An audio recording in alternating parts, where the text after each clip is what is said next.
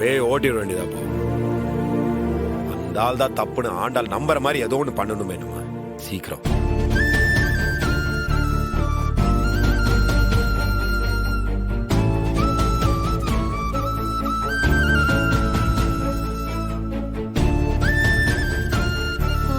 மாமா, பாரதி அக்கா வராங்க.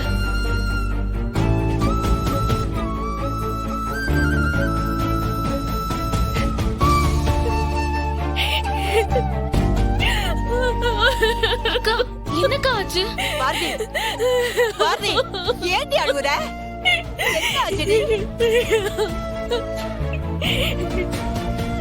அக்கா, என்னக்கா ஆச்சு? ஏன் அழறீங்க? ஏங்க என்னாச்சு? என் வாழ்க்கை எப்படி நானே கெடுத்துக்கிட்டு நிக்கிறேனே அழகர். பொக்கிஷமா பாத்துக்க வேண்டிய என் ஆதிய குப்பை மாதிரி தூக்கி போட்டேன். சரிங்க விடுங்க, அழுகாதீங்க, பாத்துக்கலாங்க, நாங்க எல்லாம் இருக்கோம்ல. இல்ல, என்னெல்லாம் மன்னிக்கவே கூடாது. கொஞ்சம் கூட பொறுமையே இல்லாம எல்லாத்தையும் அவசரப்பட்டு கெடுத்துட்டேனே. உண்மை என்னன்னு தெரியாம தப்பு பண்ணா பரவாயில்ல, உண்மை தெரிஞ்சும் அது உண்மையா இல்லையான்னு புரியாம கண்மூடித்தனமா தப்பு பண்ணிட்டேனே. எனக்கெல்லாம் மன்னிப்பே கிடையாது. பாவினா பாவினா பாவி. விடுங்க, நடந்த எல்லாத்தையும் மாத்த முடியும். நடந்த எல்லாத்துக்குமே காரணம் நான் தானே அழகர். ஆண்டாளோட அப்பா பண்ண சூழ்ச்சி எல்லாம் தெரியாம அவங்க அம்மாவை கஷ்டப்படுத்தி ஆதியையும் கஷ்டப்படுத்தி இப்போ நான் என்ன பண்றதுன்னு தெரியாம நின்னுட்டு இருக்கேன்.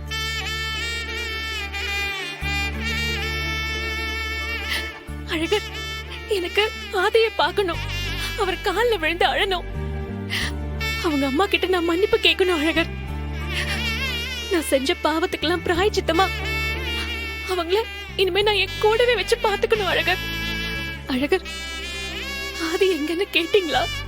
என்ன அவர்கிட்ட கூட்டிட்டு போறீங்களா? கூப்பிட்டுட்டு தான் இருக்கேன், அவன் போன் போகல. மெட்ராஸ்ல அவங்க வீட்டுக்கு ஆள் அனுப்பியிருக்கேன்.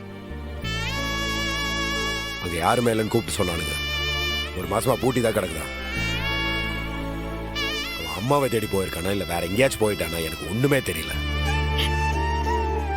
சரி விடுடி, உண்மை என்னன்னு தெரியாம தானே அப்படி பேசுன. இப்பாவது நீ புரிஞ்சுக்கிட்டேல, அதுவே போது, விடு. இல்ல பாட்டி, ஆதி ஏற்கனவே சொன்னாரு, நான் தான் நம்பல. ஆண்டாளோட அப்பா தான்.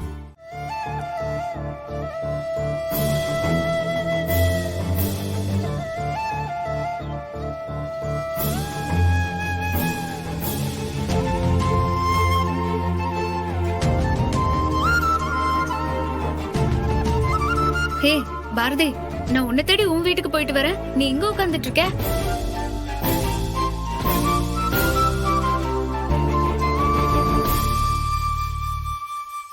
ஏய், எல்லாத்தையும் கேள்விப்பட்டியாடி? ஏன் எல்லாரும் என் அப்பாவே குறை சொல்லிட்டு இருக்காங்கன்னு தெரியல பாரதி. சரி, அதெல்லாம் விடு. நான் தான் உன்கிட்ட அவ்வளவு சொன்னேன்ல, அப்புறம் எதுக்கு உன் மாமியார் கிட்ட சண்டை போட்ட நீ? தப்பு தாண்டி. உண்மை என்னன்னு தெரியாம நான் அப்படி பேசிருக்க கூடாது. உண்மை எதுவா இருந்தாலும் நீ அப்படி பேசிருக்க கூடாதுன்னு தான் நான் சொல்றேன். ஏய், சிரிக்கிறியா? நீ எதுக்கு சிரிக்கிறேன்னு எனக்கு தெரியுது. உன்னை சொல்லிட்டு நான் எல்லார்கிட்டயும் சண்டை போட்டுட்டு இருக்கேன், அதானே இப்படி சிரிக்கிற? என்னவோ தெரியலடி, என் அப்பா விஷயத்துல மட்டும் என்னால கோவத்தை கண்ட்ரோல் பண்ணவே முடியல. அதேதான் என் பொண்ணு விஷயத்துல எனக்கும். ஆனா நாம ரெண்டு பேருமே உண்மையை நம்பாம எல்லார்கிட்டயும் சண்டை போட்டுட்டு இருக்கோண்டி. என்ன உண்மையை பத்தி பேசிட்டு இருக்க? என்ன அபார்ஷன் பண்ண சொன்னதே உங்க அப்பா தாண்டி.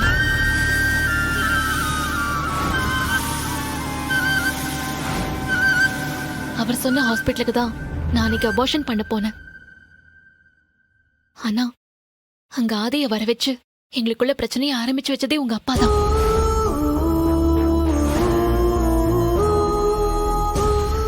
அது மட்டும் இல்லடி, ஆதியோட அம்மா அங்க வர வச்சு தமிழ கடத்த வச்சு இது எல்லாத்தையும் செஞ்சது ஆதியோட அம்மா தான்னு இப்ப வரைக்கும் நம்ப வச்சிட்டு இருக்கிறது உங்க அப்பா தான்.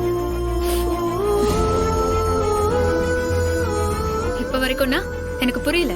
உங்க அப்பா வாயால அந்த அறிவு கெட்டதெல்லாம் நான் தான் பண்ணேன்னு சொல்ற வரைக்கும் நான் உங்க அப்பா சொன்னதெல்லாம் உண்மை நினைச்சு நம்பிட்டு இருந்தேன்டி. அது மட்டும் இல்ல, அன்னைக்கு உன்னை கத்தியால குத்துனாங்கல்ல, அவங்க எல்லாரும் உன் அப்பா அமிச்ச ஆளுங்க தான். பெத்த பொண்ணு வாழ்க்கையும் சரி, பெத்த பொண்ணு மாதிரின்னு சொன்ன என் வாழ்க்கையும் சரி எடுத்து விட்டுட்டீங்க. இப்படி எல்லாம் பண்ணிட்டு நீங்க எப்படி இவ்வளவு சந்தோஷமா இருக்கீங்க? உங்களுக்கு கொஞ்சம் கூட உறுத்தவே இல்லையா? இப்படிப்பட்ட ஒருத்தரை இன்னும் அவ நம்பிட்டு இருக்கா. ஆனா ரொம்ப நாள் உங்களை அவ நம்பிட்டு இருப்பான்னு நினைக்காதீங்க. அதுக்கு நான் விட மாட்டேன். உங்களுக்கு வேணாம், உங்களை நம்புற உங்க பொண்ணோட வாழ்க்கையை கெடுக்கிறது தப்பு இல்லைன்னு தோணலாம்.